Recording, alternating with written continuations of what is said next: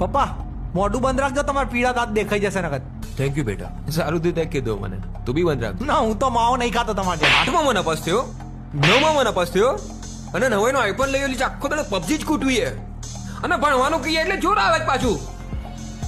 મારે જે કરવું એ કરું, માવો ખાઉં કે વિમલ ખાઉં, તારે ને તારા પપ્પાને એમાં શું લેવા દેવા? ઓ દાદા, આજે હું તમારી બધાની સામે એક પ્રતિજ્ઞા લઉં છું અને કાલ સવારે પાછી આપી દઈશ. અમારા તો ઘરમાં બૈરા બી ખાય છે માવા, બહુ કોમન છે. તને કેમ આટલી બળદ બીજું કોઈ માવ ખાય એમાં?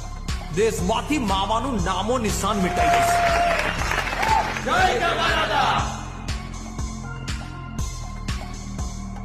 માવો ખાધા વગર સવારે સંડાસ નહીં થતું મને. એક દાડો ના થાય, બે દાડા ના થાય, ત્રીજા દાડો તો થાય ને.